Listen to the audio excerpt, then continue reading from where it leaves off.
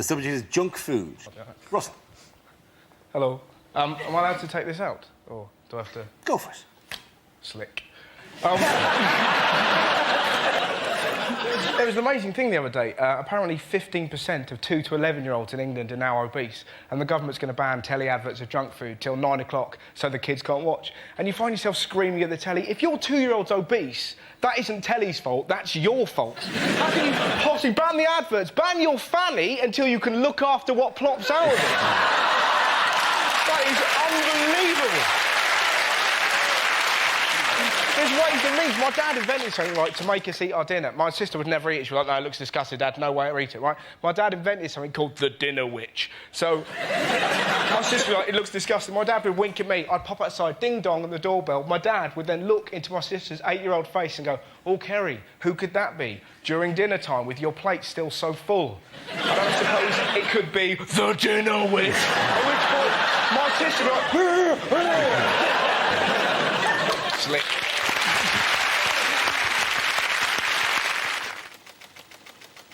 Protest marches. Who's up first?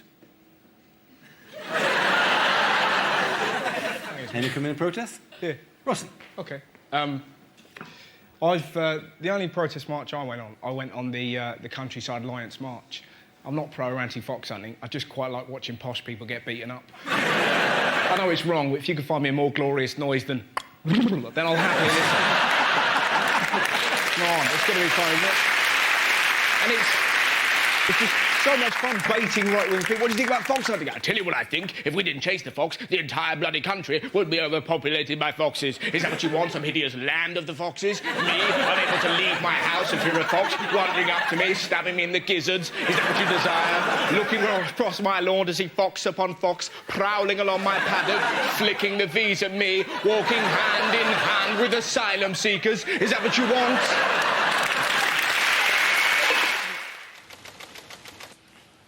OK, the topic is air travel. Who wants to come in on that? I'll do that. Russell. My favourite story about air travel, there was a bloke a little while ago who got put in prison for 3 days because he refused to stop kissing his boyfriend on a plane flight to South Africa. How magic's that? You can't help but picture him dressed in tiny and latex, you know, surrounded by a sea of Burberry on an EasyJet flight. All right, lads, I'm going to make this tense for you. Ramon, let's do the bad thing. Do you want to stop doing that? I'm trying to read Nuts magazine. Whatever. Stop doing that. It's not natural. You're flying.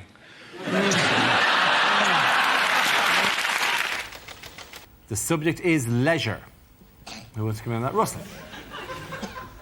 I don't quite know how that signifies leisure. How has that old man got her? That's a joke. Anyways, we've got more disposable income now than ever, right? And this is quite an odd story, but my mum recently bought a hot tub. Now, I don't know if anyone else... It's quite exciting when your mum gets hot. She put it at the bottom of the garden, you get quite giddy, and then you're in it, and then you realise you're actually just outside having a bath with your mum. And you've got no recollection of how to behave, right? And I've got a slightly lazy eye, so my mum's like, are you looking at my thighs? No.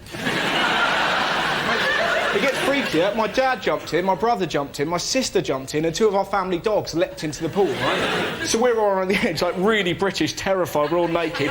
Dogs are just going around like that. Having the time of their life, right? And my mum just chose this moment to embarrass us, just looked up and went, hey, guess what? She wasn't doing a dog impression, that would have been weird, right? She went, guess what everyone in this hot tub's got in common? I don't know, Mum, what? That's a dog hitting me, right? My mum looked up and went, everybody in this hot tub has sucked my tits.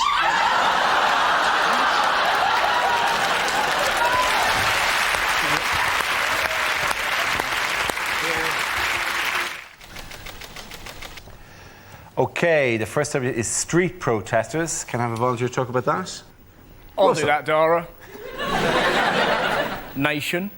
So, I love street protesters, they're fantastic. The best I saw, there's a lovely old lady who, since the war in Iraq started, she stands outside the Bristol Hippodrome with a big sign that says, toot if you're anti-war. And if you drive past her and go, ha, she does this. Now, I'm not sure, I've made her leap many times. I don't know if I'm anti-war or really pro-pensioner leaping. You know, when you kind of go, why am I doing this? Ha, stop it! Nah, do it! They're everywhere. They're brilliant. There's a bloke that I saw the other day, you know, one of those religious godbotherers. It's fantastic. Just with a loud hailer, just pointing at people running.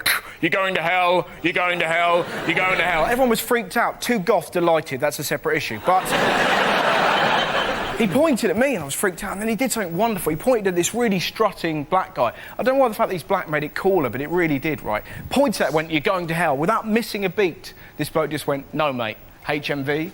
And he just sat there going, Well done, Russell Howard.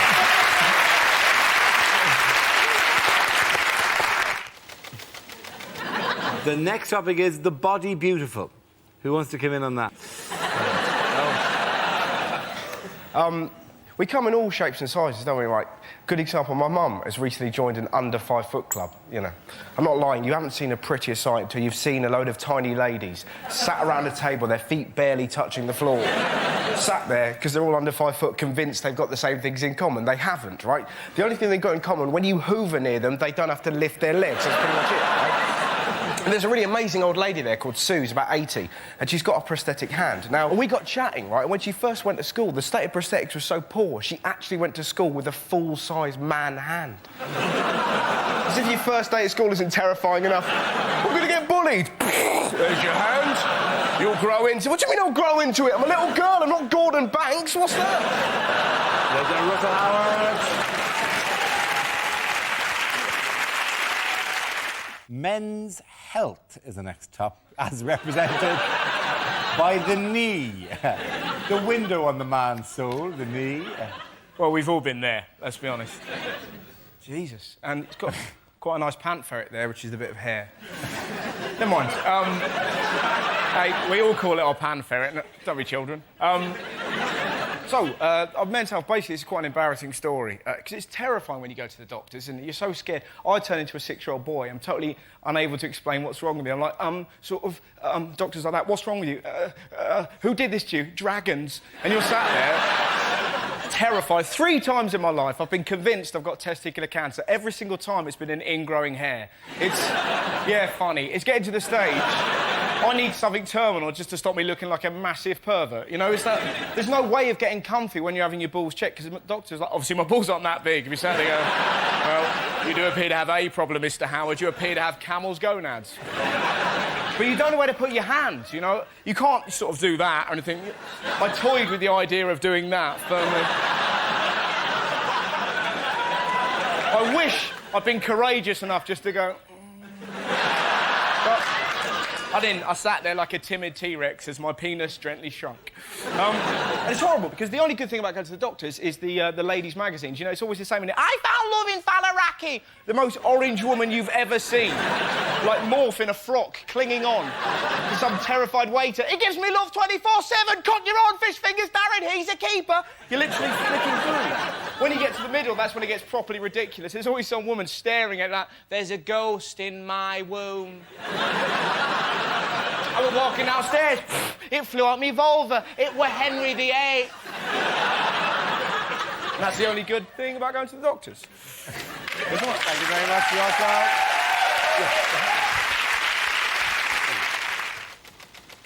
The subject is national identity. Who wants to come forward? Russell.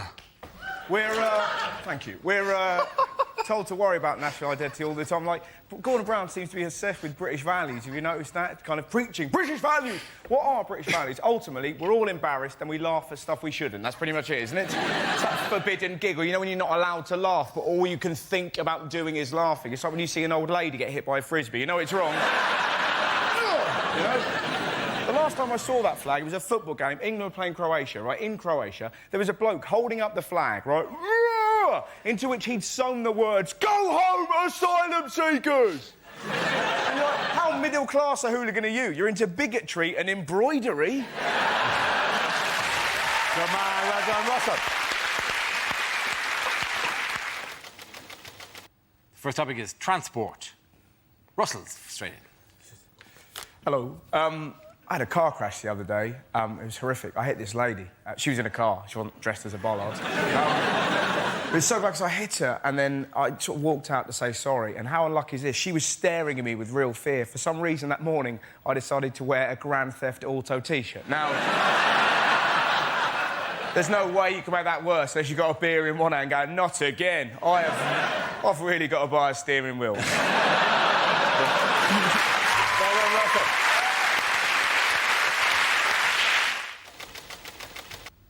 Subject is the media. Who wants to come into that? Russell. I'll do that. I'd see, you know, the way I like getting the news is Radio 5 Live. It's fantastic, 'cause it's just news and nutters, isn't it? They'll read out, like, that was the Pope's view on abortion, and then, hello, Felicity Puddleduck here, livid and ill-informed. I'd just like to say those harlots should give birth to their children aged 2 that charged you to national service. I'm off to bake a cake. And sat there listening, and then the next night, David, are you out of your mind? Cloning? Think it through. 2 versions of me. Want to go out and commit a crime? Who gets blamed for it? Me! I'm doing a 20 drink. He's banging my wife. Where's the justice? And you sat there listening to these nutters, and then the most ridiculous story. A man in Bristol's found the face of Jesus on a crisp. And suddenly, I couldn't believe it. I opened up my Frazzles. There he was. Russell Howard.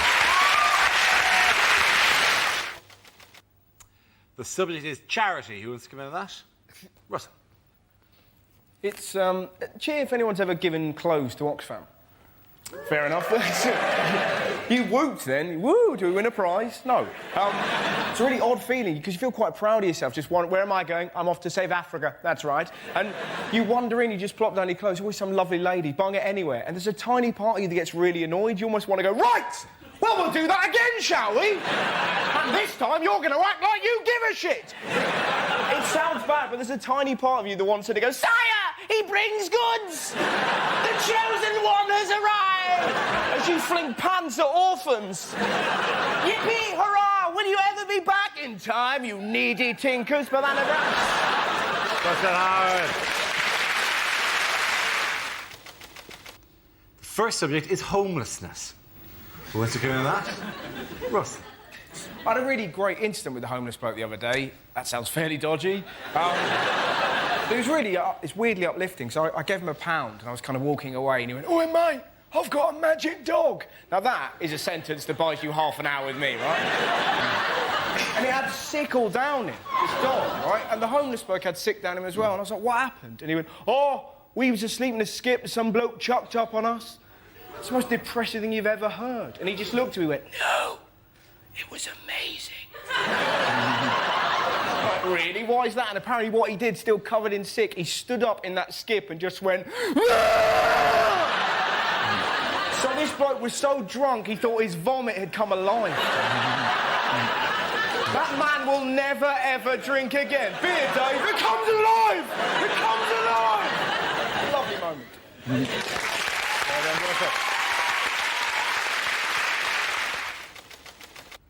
The subject is the West Country. I'll say this. Who? Russell. How can you not love the West Country? I've genuinely seen graffiti in Bristol during the last Tory campaign. Do you remember, are you thinking what we're thinking? Somebody had written underneath it, "Is it, do I like what's-its?" It's phenomenal. It's wonderful, isn't it? I used to live there. I've moved away from Bristol because I was near a dogging site, which is just a bit odd, right? And, all right, I wasn't into it. I was just near a dogging site, right? And I was talking to my friend. I was like, "Jane, why do they do dogging near the house, right?" And she looked and went, "Apparently, you got really great views of the Clifton Suspension Bridge." And you're like, "Well, you've got faith in humanity, haven't you? Just the idea that some... I tell you what, it's only when you're doing the nasty in a Cortina that you can truly appreciate the work of Isambard King of Brunei. That, my friend, is craftsmanship. Shall we? No. Wonderful. Thank you very much, Russell. The next topic is the media. Who wants to come in? Russell. I'll do that. I think the papers are making this country a worse place to live. Don't you feel like that? Just the unremitting horror of the Daily Express. They must well just get rid of news and just have every day, "Don't go outside! It's full of queers, blacks and crime! Oh, if only Diana was here!" And just sort of sat there going, "Come on." But they're all the same, you know? They're all the same. The Daily Mail every day, "Asbo's Muslim speak, camera, Asbo's Muslim speak." The Sun, "Are you a pedo? Are you a pedo? Have a bang on her tit, 16 today. Are you a pedo?" You know? The Independent, you try and read it, it's like it's grabbing you by the throat. Are you recycling? Are you? You just killed a polar bear! You!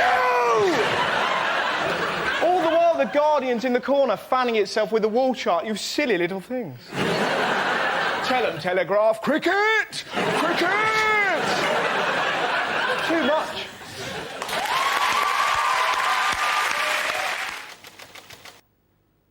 British society.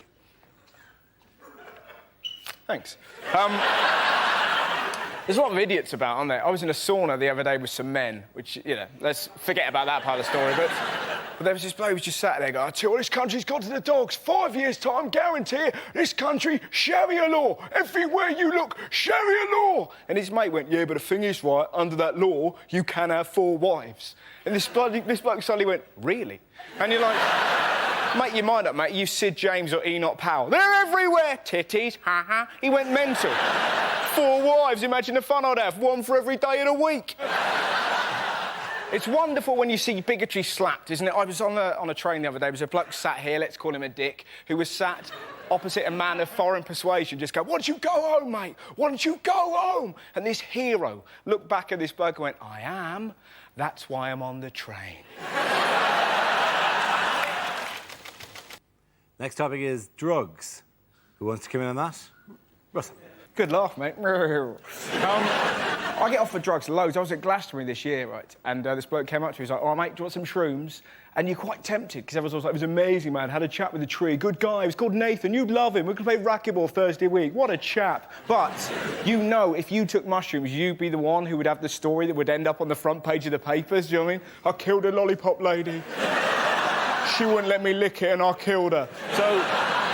So in the end, right, it was really embarrassing. I had 3 packs of Starburst just shoving in front of my tummy, like, nom, nom, nom, nom, nom, nom. And I was like, my guts totally gave way. And this lovely old lady came up to me and was like, are you all right? Now, you've never known being truly pathetic until you've looked into the eyes of a kind stranger and gone, I've eaten too many sweets. There we go. There's John Russell. And the topic is relationships. Who wants to come in on that? Russell. Britain, I have sexual advice for you. That's right. When I was 18, I used food in the bedroom. Now, don't ever do it. It didn't go well, right? Rather than... I used Rolo yoghurt. And rather than tell... Yeah, exactly, right? Rather than tell my then-girlfriend what I had planned, I pretty much waited for her like some hideous yoghurt goblin, right? Now, I doubt there's anything more terrifying than coming home to find me naked, holding yoghurt, going, yeah, right? And I panicked, and rather than putting a little bit on, I pretty much basted her, right? By the time I'd finished, she looked a bit like Morph. You're sat there. I created an angry meal. You don't know where to start licking. You don't want to lick randomly, then she looks like she's got an illness. So, I did foot up to knee. That took me an hour. And hours, I was just... She looked like an angry gingerbread lady who'd had her leg dipped in Tippex, right? It didn't end there. I was like, I can't help you. The door opened, one of my dogs ran in and started licking the other leg. Never use food in the bedroom. Thank you very much, Russell Howard.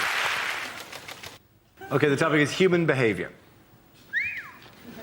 Some things you can't help doing. Do you find this? Like, if you get a cold can of Diet Coke, it's not enough for you to go, that is freezing. You have to find somebody you love and put it on their face. You can't...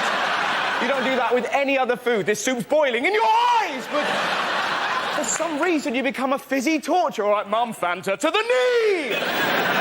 We're all fairly peculiar. Sometimes you think weird thoughts. I was in Tesco the other day. I was offered a bag for life, and I found myself going, I can't commit to that. You know? I don't know what bags are going to be like in the future. I feel like a tool if I got a plastic one in 2024. People go, I've got a new bag. It packs itself and speaks Spanish. Piece of shit. What can you do? I can suffocate a child. That's all you're good for. He can speak Spanish. I can hurt your hands on long journeys. Topic is families. Well, families are quite peculiar. Mine are wonderful. I went to Brighton the other day, and my uncle was like, watch out, it's full of gays, and they'll get you. They'll get me. They're gays, they're not ninjas. Not gonna... I'm so glad that I was raised by lunatics. I remember one of the weirdest stories I had happen to me when I was little. I was 8 years old. I was in Lanzarote. I just put some rubbish in a bin. I came around a corner and I was confronted by 2 werewolves, right? Turned out it wasn't werewolves, it was my mum and dad. Ah, ha, ha, isn't it hilarious? Not really, I've shat myself, right? But I've only recently found out they did not buy the wolf masks in Lanzarote. They bought them in England, which is beautiful and chilling at the same time. Look what I've got, David. Couple of wolf masks.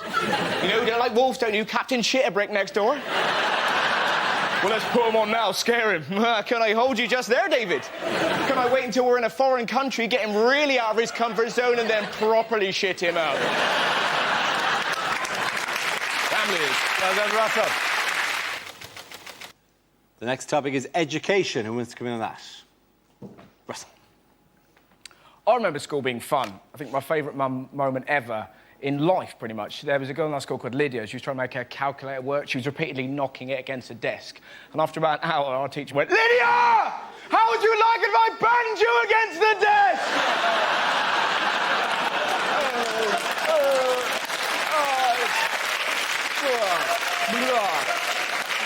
It's the greatest day of school. But now it's more sinister, isn't it? Like, they're now talking about teaching 5-year-olds sex education. Of course, people are very angry. It's disgusting! It's too much! Like, calm down. Not going to teach them technique. Right, this is how I like to do it, kids. That's right. Kids aren't going to run home, put dolls around a toy car and go, "Look, Mum, they're dogging, they're dogging." It's going to be some poor teacher trying to talk to 5-year-olds about love. Can you imagine a harder job? "Hello, children. I'm here to teach you about love." "Good luck with that, mate. I'm off to lick that tree." Thank you very much, Russell. The subject, Russell, is etiquette. It's like ladies with pointy breasts carrying books in a weird way. I'm really socially awkward. I met Jonathan Ross the other day, got really excited. I was having a wee backstage at a gig, and he went, "You're thingamajig, aren't you?" And for some reason, I went, "I can be whoever you want me to be." Now, in a toilet, that is just a come on, you know? And with women, it's even worse. I was on a train the other day, and this lady went, "Excuse me, can you look after my bags whilst I go to the toilet?" Now, in that situation, all you've got to do is go, "Yes." But for some reason, I panicked and went, "You're not allowed to go, and it's in the station." And then they go. So she sits down, going, "Fair enough, didn't realise you were the poo goblin." I went, horrible moment. The train wouldn't move. Eventually it did. I swear she looked at me and went, "Can I go now?" Thank you very much, Russell. The next topic is men's health. Who wants to come in on that? Russell. I went to the doctors recently with anal issues. I thought I had cancer, not I can't put my CDs in order. But it's a terrifying moment, right? So scary, because in your head, I'm going to die, I'm going to die. And I went there and I took down my trousers. Obviously, we had a chat first, and it just... I'm not very well. You can see that, mate. This is a chip shop. You've never done it slower in your life. I was just peeling them down. I got them down to about there. Just heard his booming voice go, "In the other room." You have a decision to make there. Do you pull them up or do you waddle with pride, right? You waddle, that's what you do. When you waddle, you can't help but giggle. The last thing you need is to be giggling is before a man's going to pop his finger in your Richard, because now you're a wiggling target, right? I'll be honest, when the finger goes in, you're not laughing anymore! You're like a red arrow! And that's the moment they chat. "How you doing?" "Fine." "Can you draw the curtains? We've gathered quite a crowd." "Look at that, it's Atrium Steps and he's getting violated." "I'm Russell!"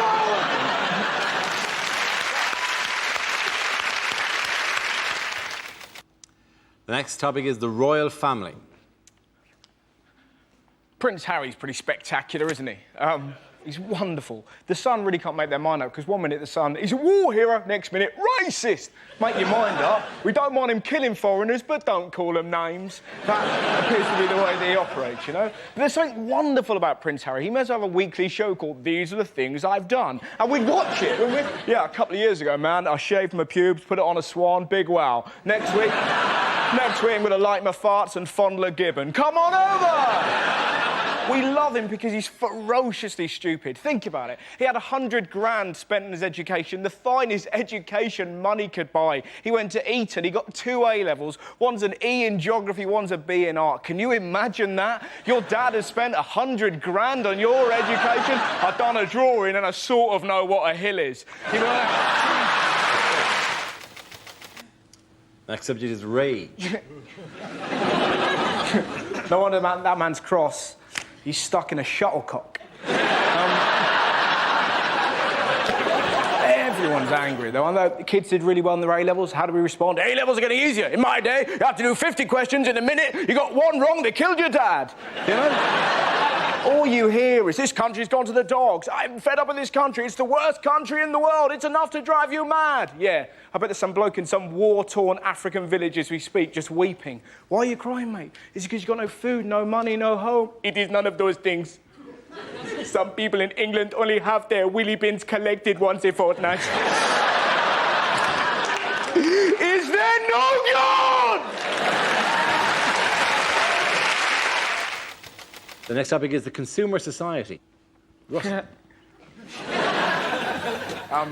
It's all a bit much, isn't it? I went into a shop the other day that said, why not try a guilt-free wrap? You're like, don't make sandwiches evil. Sandwiches are lovely. The bacon sandwich, one of the loveliest things in the world. What is a bacon sandwich? Essentially, it's bread giving a dead pig a cuddle. It's a lovely thing. I love you, Mr. Pig. Why do the Jews hate me? It's lovely. I was really down about it, and then I saw this wonderful thing that I think could only happen in the West Country. The bloke behind the counter in this shop yawned. The bloke in front of him, who did not know him, popped his finger in his mouth and went, ooh, yawn rape, and I nearly died. I had never seen a yawn rape, and now you've learned about it, you can't not do it. You'll be on a bus, you'll see an yawn rape, you can't help it. Did the bloke behind the counter headbutt him? No, he didn't. The bloke behind the counter giggled and went, it's a good job I didn't fart, wasn't it? And you're sat there going, well, the world is a better place. Thank you very much, Russell. That's fitness. Could have been camel toes. Now, I was in the gym the other day. I was in a locker room, and a 5-year-old boy ran in and jumped into a locker. Now, sometimes you know you're just going to have an incident, right? You could hear him in there giggling, and you knew what he was going to do. He was going to jump out and scare his mates, because his mates appeared seconds later, like, where's Stephen gone? Where's Stephen? He was there a minute ago. This is most irregular. Huh? And he waited, not for his mates, but for 3 huge naked men. It was fantastic. They were kind of walking past, and this little kid leapt at those men like a cat with rabies. It was incredible, right? Just from nowhere, the noise they made, I've never heard a noise like it. They sounded like a tugboat getting molested.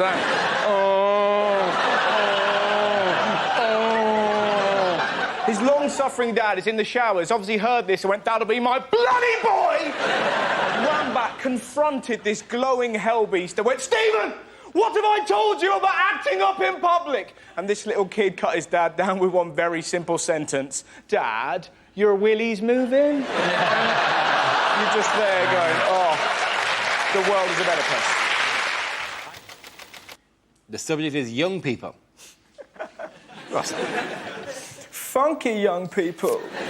You know, it's depressing being a kid. I saw this the other day, it nearly killed me. It's a kid who was about 8 years old in a cafe with his mum. He went, here, Mum, doesn't matter how many of these you eat. He was eating a fun-sized Mars bar. Doesn't matter how many of these you eat, it never leads to fun.